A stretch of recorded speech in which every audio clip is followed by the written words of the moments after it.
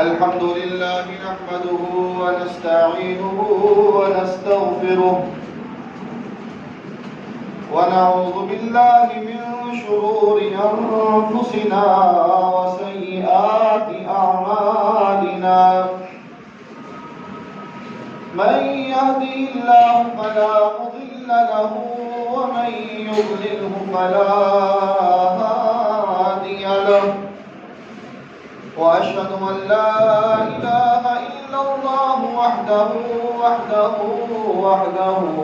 لا شريك له وأشهد أن محمدًا عبده ورسوله اللهم صل على محمد وعلى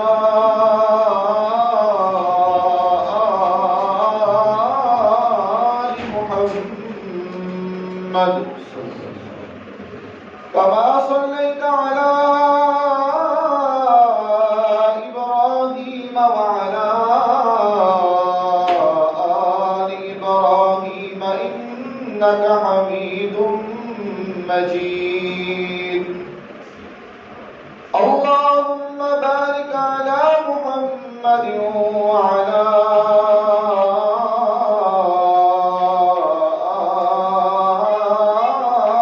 آل محمد كما باركت على إبراهيم وعلى آل إبراهيم إنك حميد مجيد أما بعد فإن خير الحديث كتاب الله وخير الهدي هدي محمد صلى الله عليه وسلم وشر الأمور محدثاتها وكل محدثة بدعة وكل بدعة ضلالة وكل ضلالة في النار رب اشرح لي صدري ويسر لي أمري واحلل عقدة من لساني يفقهوا قولي رب زدني علما رب زدني علما رب زدنا علما أعوذ بالله من الشيطان الرجيم بسم الله الرحمن الرحيم نبئ عبادي أني أنا الغفور الرحيم وأن عذابي هو العذاب الأليم صدق الله مولانا العظيم وصدق رسوله النبي الكريم ونحن على ذلك من الشاهدين والشاكرين والحمد لله رب العالمين حمد و ثنا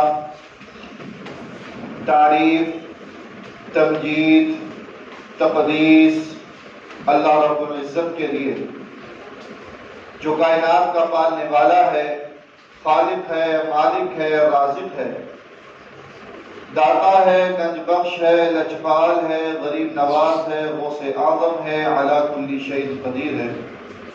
درود و سلام آقا دو جہاں، امام الانبیاء، خطیب الانبیاء، امام اعظم، پیر اعظم، مرشد اعظم، رہبر اعظم، امام کائنات، نبی التوبہ، نبی الرحمہ، بشیر نذیر، سراج منیر صلی اللہ علیہ وسلم کی ذات اقدس پر باری تعالیٰ سے دعا ہے کہ اللہ تعالیٰ ہمارا یہاں پر آنا، بیٹھنا، سننا، سنانا اللہ تعالیٰ اپنی بارگاہ کے اندر منظور و مقبول فرمائے اور ہم سب کا ذریعہ نجات کا سبب بنے۔ مولا کریم ہم سب کو بار بار اپنے گھر کی زیارت نصیب فرمائے۔ قیامت والے دن تین گروہ ہوں گے. ایک گروہ ایسا ہوگا جو بغیر حساب کے جنت میں جائے گا. کوئی حساب کتاب نہیں، کوئی پوچھ گچھ نہیں، بغیر حساب کے پروٹوکول کے ساتھ انسان جنت میں چلے جائیں. اور امت محمدیہ صلی اللہ علیہ وسلم، آپ صلی اللہ علیہ وسلم کی حدیث ہے، آپ نے فرمایا کہ میری امت کے 70,000 افراد جو ہیں وہ بغیر حساب کے جنت میں جائیں گے. صحابہ نے جب یہ سنا تو خوش ہوئے، لیکن انہوں نے آپ سے سوال کیا، یا رسول اللہ صلی اللہ علیہ وسلم، اتنی خلقت وہاں پر موجود ہوگی، اتنے لوگ، اربوں کے حساب سے لوگ موجود ہوں گے، تو 70,000 کچھ تھوڑے سے. محمد رسول اللہ صلی اللہ علیہ وسلم نے اللہ سے التجا کی، اللہ سے دعا کی.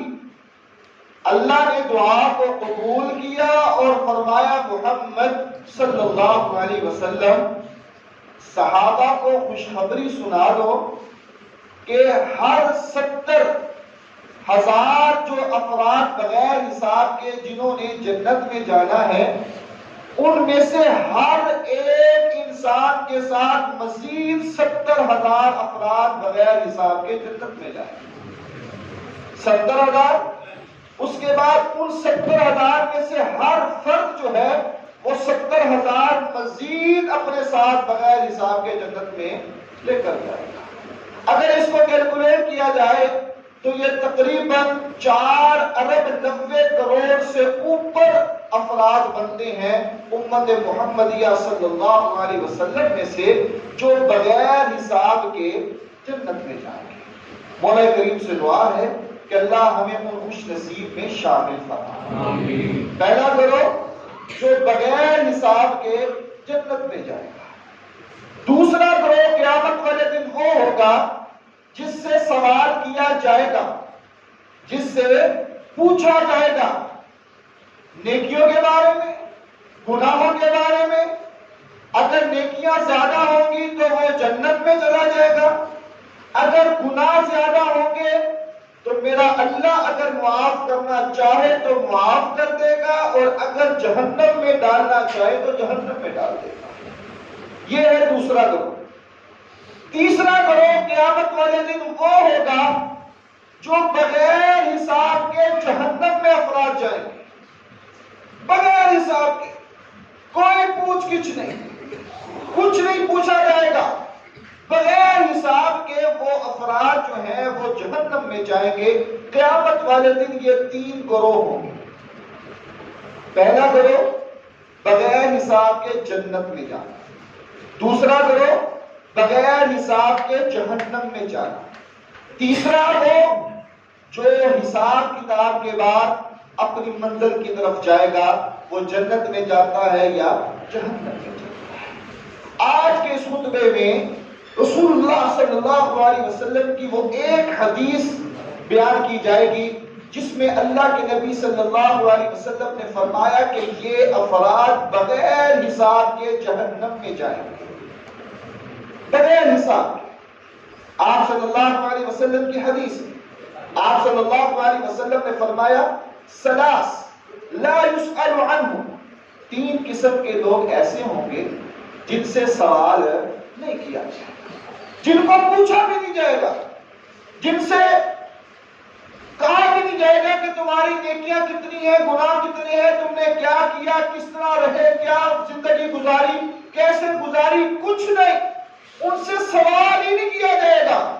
بغیر سوال کے وہ کون ہوں گے؟ وہ کون ہوں گے؟ رجل، ایسا شخص جو میرے اللہ کی چادر کو کھینچنے والا ہوگا. پہلے نمبر پر وہ انسان جو میرے اللہ کی چادر کو کھینچنے والا ہوگا. میرا اللہ کتنا بڑا ہے، کتنا غفور الرحیم ہے. اللہ کی چادر اور وہ انسان کیسے کھینچے؟ آپ صلی اللہ علیہ وسلم نے فرمایا وَالْكِبْرُ رِدَاءَهُ، اللہ کی چادر کو کھینچنے سے مراد یہ ہے کہ انسان دنیا میں رہتے ہوئے تکبر کرے، تکبر، اپنے آپ کو بڑا محسوس کرے، تکبر، اس کے اندر میں آ جائے، بڑائی آ جائے، دنیا کو وہ سمجھے کچھ نہ۔ جس انسان میں یہ بات آئے گی وہ سن لے قیامت والے دن بغیر حساب کے وہ جہنم میں جائے گا، اگر وہ بغیر توبہ کے مر گیا۔ اللہ کی چادر کو کھینچنے سے مراد تکبر کرنا۔ تکبر کس چیز کا؟ اگر انسان اپنے وجود پر ہی غور کر لے، انسان اپنی اوقات کو پہچان لے گا، انسان اپنی اصلیت کو پہچان لے گا۔ پیدائش سے پہلے ہی غور کر لیں، ہماری پیدائش سے پہلے ہم کیا تھے، ہم کیسے تھے؟ هل أتى على الإنسان حين من الدهر لم يكن شيئا مذكورا، ہماری کیا پہچان تھی، ہماری اصلیت کیا تھی، ہم کیا تھے؟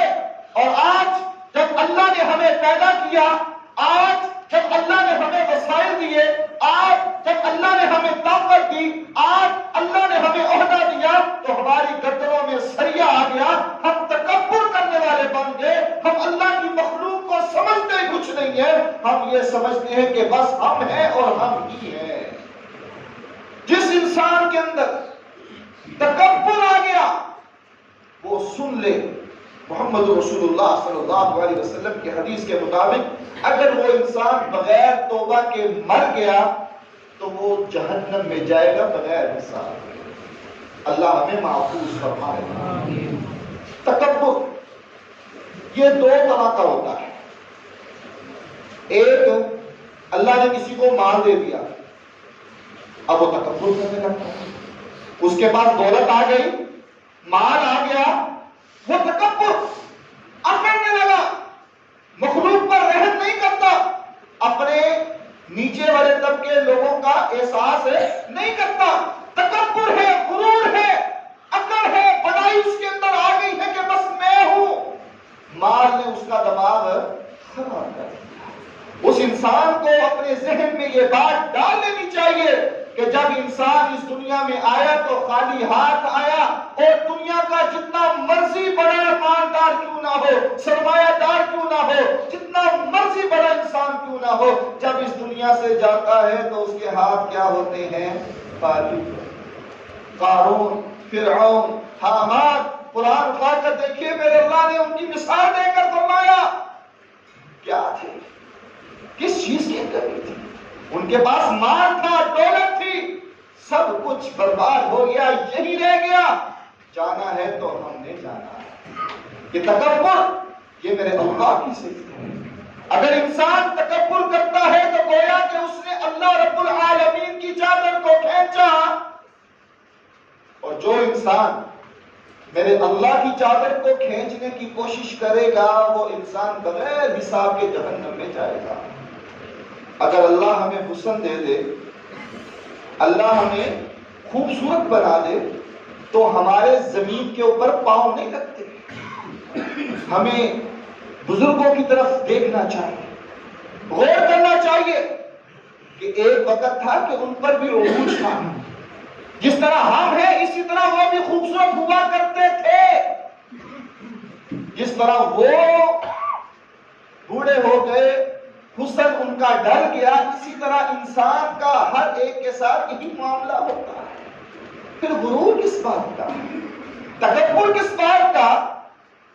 اگر اللہ نے طاقت دی ہے، اس کے پاس طاقت ہے اور وہ دنیا میں اپنے آپ کو طاقتور کہلاتا ہے، تکبر کرتا ہے، اس کو بھی اپنے نچلے طبقے پر غور کرنا چاہیے، اپنے بڑوں کو دیکھنا چاہیے کہ آج جو کہہ رہا ہے کہ میرے اندر بڑی طاقت ہے، پاور ہے، یہ جو بزرگ انسان ہے یہ بھی اپنی جوانی میں کہا کرتے تھے کہ میرے اندر بڑی طاقت ہے، کوئی مجھ سے مقابلہ نہیں کر سکتا، کوئی میرے ساتھ میرے سامنے کھڑا ہو سکتا نہیں ہو سکتا۔ لیکن وقت کی بات ہے، ٹائم کی بات ہے، جب عروج آیا تو پھر زوال بھی آیا۔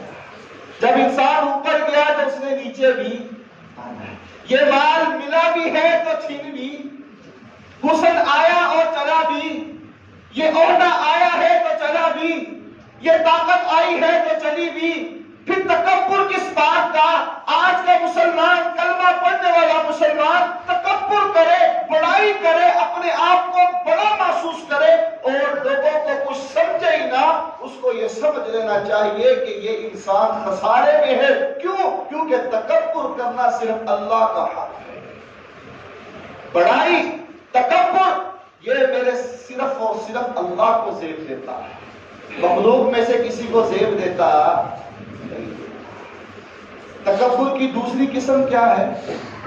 حق پتہ چل گیا اور اس کا انکار کر دینا، حق واضح ہو گیا اور پھر اس کا انکار کر دینا۔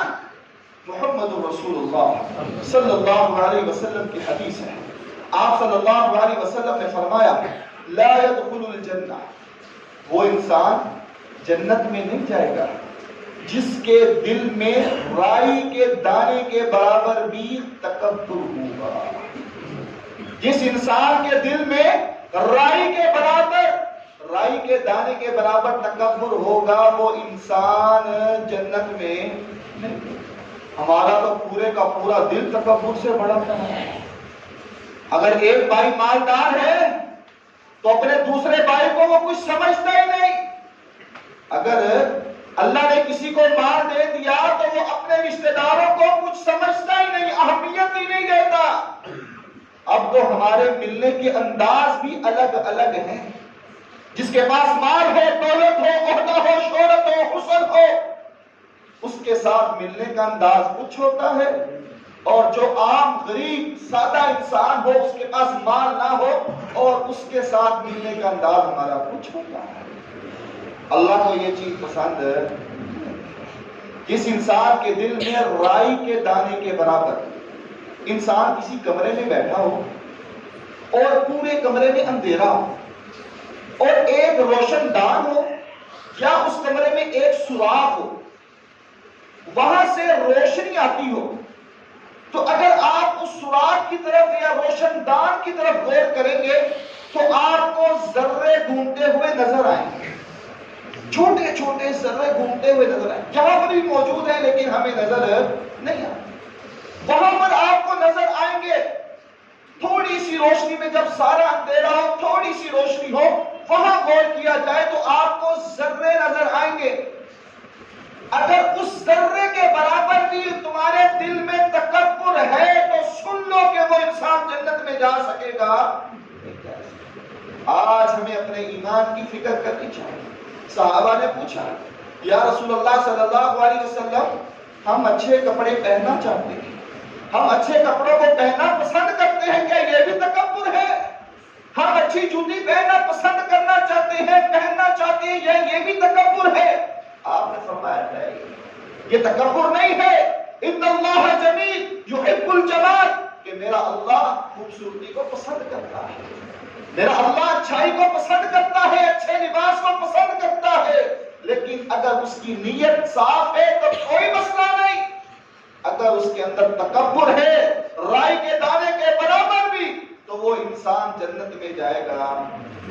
اس موقع پر آپ صلی اللہ علیہ وسلم نے فرمایا کہ تکبر دو طرح کا ہوتا ہے، دو طرح کا۔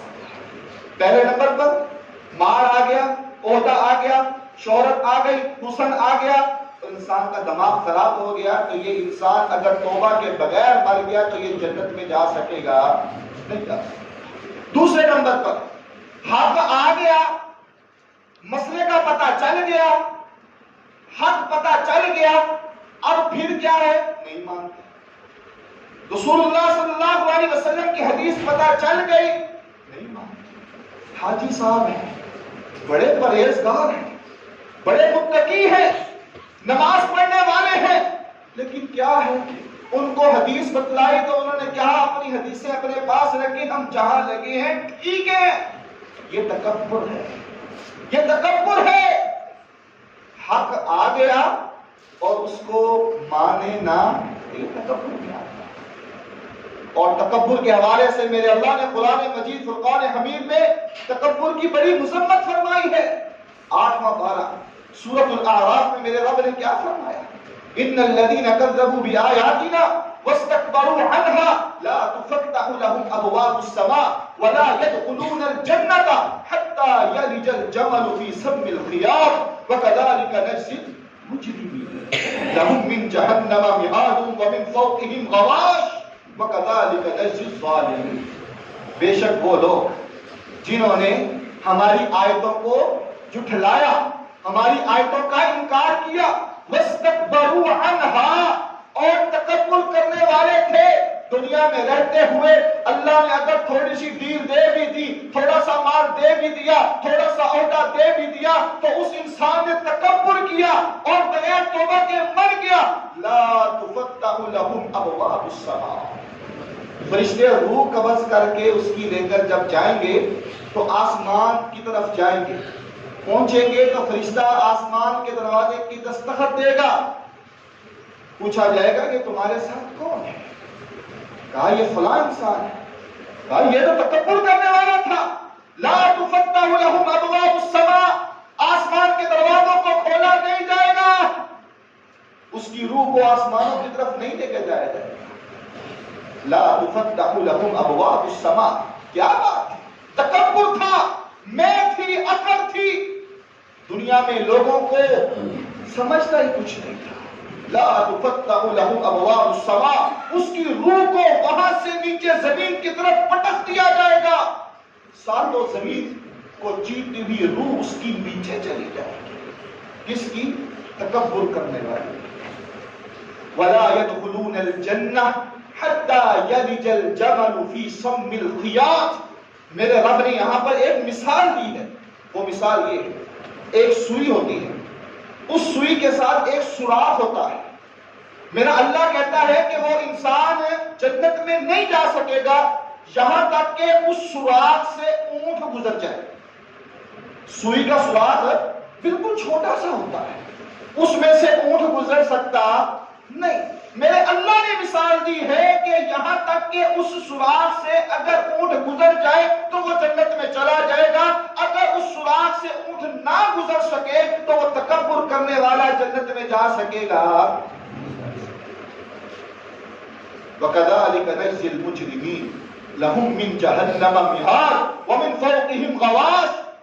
جہنم میں اس کو پھینکا جائے گا اور آگ کا کمبل جو ہے، لحاف جو ہے، وہ اس کو اوپر دے دیا جائے گا.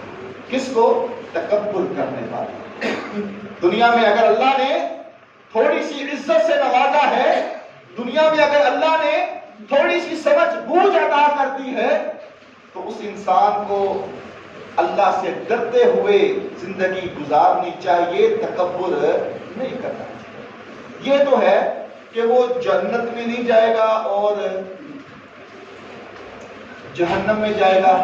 یہ تو ہے جنت جہنم کی بات اور مرنے کے بعد کی بات. میدان محشر میں اس کے حوالے سے کیا ہوگا؟ جو تکبر کرنے والا ہے، میدان محشر میں اس کے ساتھ کیا معاملہ ہوگا؟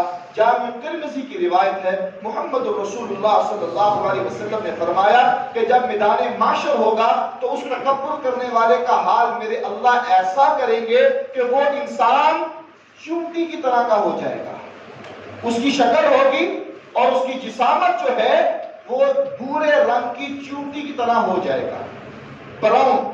براؤن چونٹی کی طرح ہو جائے گا. کون؟ جو دنیا میں بڑا اکڑ کر چلتا تھا، دنیا میں بڑا مان اور لوگوں پر ظلم و زیادتی کر کے زندگی بسر کیا کرتا تھا. دنیا میں کہتا تھا کہ بس میں ہوں اور میرے علاوہ کچھ نہیں ہے. میرے اللہ قیامت والے دن میدان محشر میں اس کے ساتھ یہ سلوک کریں گے. اور جہنم میں وہ کیسے جائے گا؟ تکبر کرنے والا. جنت میں جس طرح درجات ہیں اسی طرح جہنم کے بھی درجات ہیں. جس طرح ہم لوگ اکثر دعا کرتے ہیں جنتوں میں سے اللہ ہمیں جنت الفردوس میں داخلہ نصیب فرمائے، اسی طرح جہنم کے بھی درجات ہیں. ان المنافقین فی الدرک الاسفل من النار.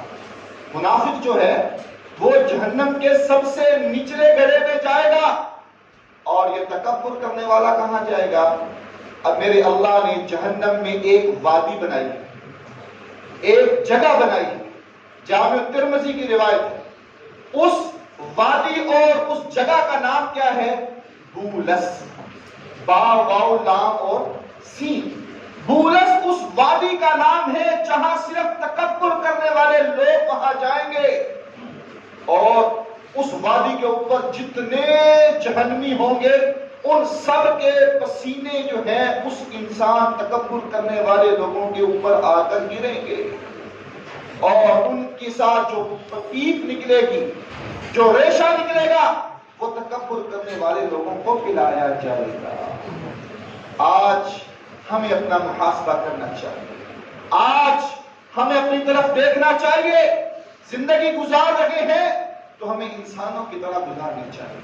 آج ہم زندگی بسر کر رہے ہیں تو یہ اللہ کی رحمت اور اللہ کے فضل کے ساتھ ہمیں اللہ کی رحمت پر امید ہوتے ہوئے کہ اللہ ہے تو تیرے بندے، ہم سے غلطی ہو سکتی ہے لیکن اللہ ہمیں اس بیماری سے محفوظ کر دے، اس بیماری کو ہم سے دور کر دے جو اتنا بڑا، جس کے بارے میں محمد رسول اللہ صلی اللہ علیہ وسلم نے سزا بتائی۔ تو پہلی بات کیا ہے؟ تکبر۔ جس انسان کے اندر تکبر ہوا، اگر مرنے سے پہلے اس نے توبہ نہیں کی تو وہ بغیر حساب کے کہاں جائے گا؟ جہنم۔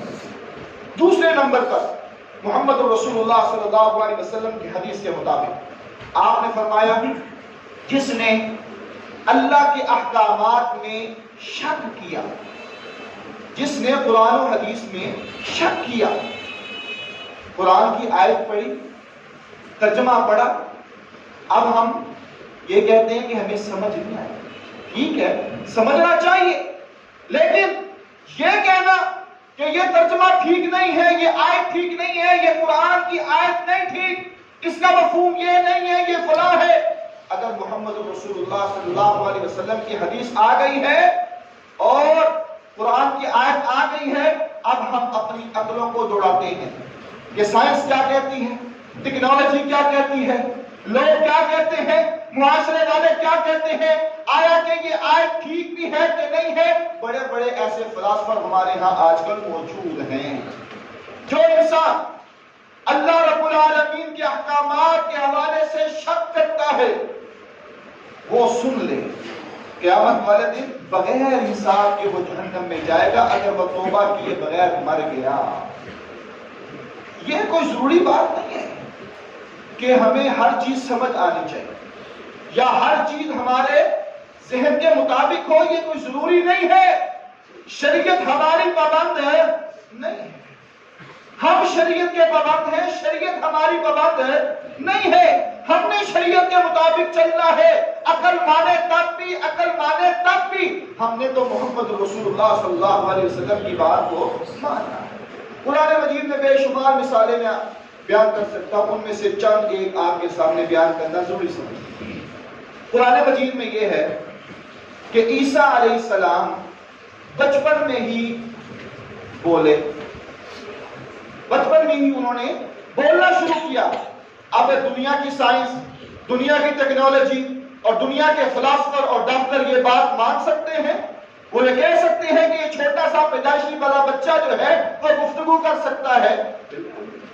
عقل نہیں مانتی، عقل نہیں مانتی، لیکن میرے رب کا کلام ہے، قرآن ہے، آپ صلی اللہ علیہ وسلم کا فرمان ہے، ہم دین کے پابند ہیں، عقل مانے تب بھی، عقل نہ مانے تب بھی ہم نے ایمان رکھنا۔ سیدہ مریم علیہ السلام، ان کے حوالے سے قرآن میں کیا ہے؟ بڑی نیک تھی، عابدہ تھی، زاہدہ تھی، لیکن اللہ نے بغیر کسی شادی کے، بغیر کسی مرد کے ان کے بطن سے بیٹا پیدا کر دیا، سیدنا عیسیٰ علیہ السلام۔ اب دنیا کہتی ہے کہ نہیں، یہ کیسے ممکن ہے کہ جب میاں بیوی آپس میں ملے تب ہی اولاد ہو سکتی ہے، اگر نہ ملے تو اولاد نہیں ہو سکتی۔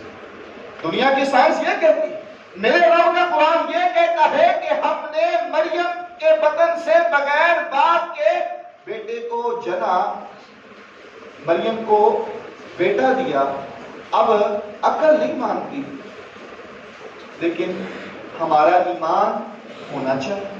کیوں؟ ہم شریعت کے پابند ہیں، ہم قرآن و حدیث کے پابند ہیں. عقل مانے تب بھی، عقل نہ مانے تب بھی یقین لانا پڑے گا. ایک اور مثال، جب مریم علیہ السلام کمرے میں بند، زکریا علیہ السلام دروازے کو تالا لگا کر چلے گئے، تو پھر کیا ہوا؟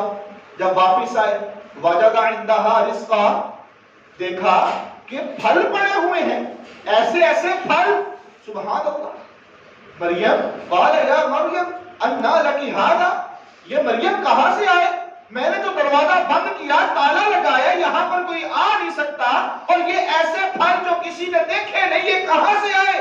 قالت هو من عند اللہ، یہ میرے اللہ نے دیے ہیں، یہ میرے اللہ نے دیے ہیں.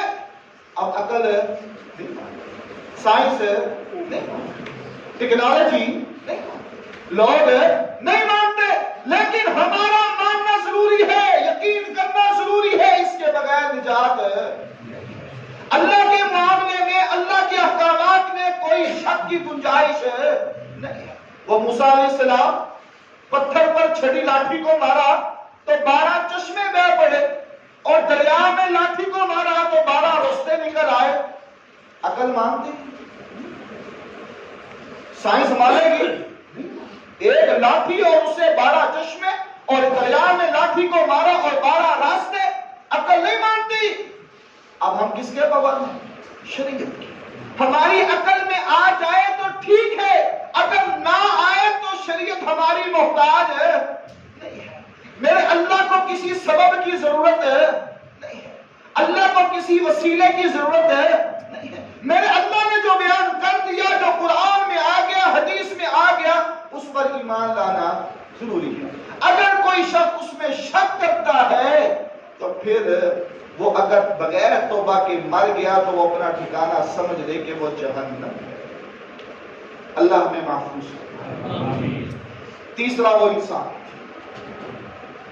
آپ صلی اللہ علیہ وسلم نے فرمایا کہ جو انسان اللہ کی رحمت سے مایوس ہوا، وہ بھی انسان بغیر حساب کے جہنم میں جائے گا.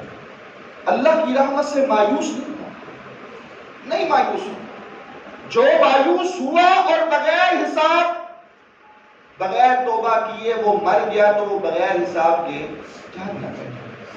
اب مایوس کے حوالے سے چند شکلیں آپ کے سامنے بیان کرنا ضروری سمجھتا ہوں. پہلے نمبر پر انسان بیمار ہوا، بیماری بڑھتی بڑھتی بڑھتی بڑھتی بڑھتی، سال ہوا، 2 سال ہوا، آخر میں ہمارے رشتہ دار بھی یہ کہتے ہیں کہ اب یہ ٹھیک ہوئے گا. وہ بیمار انسان بھی یہ کہنے لگ پڑتا ہے کہ اب یہ بیماری ٹھیک ہونے والی. مایوسی گمراہی ہے. مایوس نہیں ہونا چاہیے، مایوسی نہیں کرنی چاہیے، کیونکہ جس انسان نے مایوسی کی، مایوس ہوا اللہ کی رحمت سے، وہ بغیر حساب کے جہنم میں جائے گا. سیدنا ایوب علیہ السلام نبی بھی تھے، رسول بھی تھے. سیرت کی کتابوں میں لکھا ہے 18 سال بیمار رہے، 18 سال سب کچھ چلا گیا، بیویوں نے ساتھ چھوڑ دیا، ایک بیوی پیچھے رہی، مال چلا گیا، دولت چلی گئی، سب کچھ چلا گیا، لیکن اللہ کی رحمت سے مایوس ہے. انی مسنی الضر وانت ارحم الراحمین. کیا دعا کر رہے ہیں کہ میرے مولا مجھے تکلیف پہنچی، میرے رب مجھے تکلیف پہنچی، تو بڑا ارحم الراحمین ہے، رحم کرنے والا ہے. مایوس ہوئے؟ مایوس نہیں. بیماری آئے صبر کیجیے. دنیا کے ڈاکٹر لا علاج قرار دے دیں تو دے دیں، کوئی پرواہ، لیکن رب کی رحمت سے مایوس نہیں. اگر مایوس ہو گئے تو وہ انسان بغیر حساب کے جہنم میں جائے گا اگر توبہ کے بغیر مر گیا.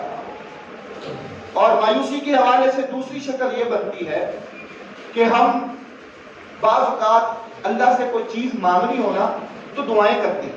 دعا کرنی بھی چاہیے کثرت کے ساتھ، 1 دن 2 دن 4 دن 10 دن، پھر کیا ہوتا ہے کہ ہم تھک ہار جاتے ہیں، مایوس ہو جاتے ہیں، بس یہ نہیں ملنے والا، پتہ نہیں بڑی دعائیں کر کے دیکھ لی ہیں، پتہ نہیں مل کیوں نہیں رہا، ہم مایوس ہو جاتے ہیں۔ یہ بھی گمراہی ہے، یہ بھی گمراہی ہے۔ جب تک نہیں ملتا تب تک مانگتے رہنا چاہیے، مانگنا چھوڑنا نہیں چاہیے۔ مثالیں موجود ہیں، ابراہیم علیہ السلام 80 سال کی عمر میں اولاد ملی، مانگتے رہے، دعائیں کرتے رہے، پیچھے ہٹے نہیں۔ آج ہم 10 دن مہینہ دعا کر لیں، اس کے بعد ہم تھک ہار جاتے ہیں، نہیں جی یہ نہیں ملنے والا، یہ ہمارے مقدر میں نہیں ہے، نہیں، اللہ کی رحمت سے مایوس نہیں ہونا۔ جب تک بدن میں جان ہے، روح ہے، مالک سے مانگتے رہو، مالک سے التجائے کرتے رہو، وہ اللہ دیتا رہے گا۔ اور جو مایوسی کرتا ہے، مایوس ہوتا ہے، وہ گمراہ میں وہ گمراہی پر ہے۔ اور یہ مایوسی اختیار کرنا یہ کافروں کا شیوا ہے، مومنوں کا نہیں ہے۔ کافر لوگ مایوسی اختیار کرتے ہیں۔ آخری مثال سیدنا یعقوب علیہ السلام، 12واں 13واں پارہ، پورا واقعہ میرے رب نے نقل کیا۔ یوسف علیہ السلام چلے گئے، کتنا عرصہ رہے، کتنا عرصہ جدا رہے، سیرت نے لکھا تقریباً 40 سال۔ کتنا؟ 40 سال۔ اور باپ یعقوب جو تھے علیہ السلام 40 سال تک دعائیں کرتے رہے، یا بنی اذهبوا فتحسسوا من یوسف واخیہ ولا تیأسوا من روح اللہ انہ لا ییأس من روح اللہ الا القوم الکافرون۔ اپنی اولاد کو کہتے رہے، وقتاً فوقتاً کہتے رہے، جاؤ یوسف کو جا کے ڈھونڈ کر لاؤ، یوسف کا پتہ کرو، یوسف کو دیکھو فلاں جگہ فلاں جگہ۔ بھائیوں نے تو کہہ دیا تھا کہ وہ مر گیا، لیکن حقیقت میں وہ مرا نہیں۔ 40 سال تک دعا کرتے رہے، اور پھر کیا فرمایا؟ اللہ کی رحمت سے مایوس نہ ہونا، کیوں؟ انہ لا ییأس من روح اللہ الا القوم الکافرون۔ اللہ کی رحمت سے وہی مایوس ہوتا ہے جو کافر ہوتا ہے، مومن اللہ کی رحمت سے مایوس نہیں ہوتا۔ جب انبیاء یہ کام کرتے رہے تو ہمیں اور آپ کو بھی یہ کام اختیار کرنا چاہیے۔ مایوسی نہیں، اللہ سے مانگتے رہنا چاہیے، ہر وقت ہر لمحہ مانگتے رہنا چاہیے۔ اور میرا اللہ اگر ہمارے حال میں، اگر ہمارے مقدر میں وہ چیز بہتر ہوگی تو ہمارا اللہ ہمیں ضرور عطا فرمائے گا۔ یہ 3 کام، پہلے نمبر پر تکبر، دوسرے نمبر پر اللہ رب العالمین کے احکامات میں کوئی شک کرنا، تیسرے نمبر پر مایوسی۔ اگر انسان ان کو اختیار کر لے اور بغیر توبہ کے مر جائے تو آپ صلی اللہ علیہ وسلم کی حدیث کے مطابق اللہ ایسے انسان سے سوال بھی نہیں کرے گا، اس کی طرف دیکھے گا بھی نہیں، اس سے کچھ پوچھے گا بھی نہیں، اور ایسے لوگوں کو بغیر حساب کے جہنم میں ڈال دے گا۔ اللہ ہمیں ان لوگوں سے محفوظ فرمائے۔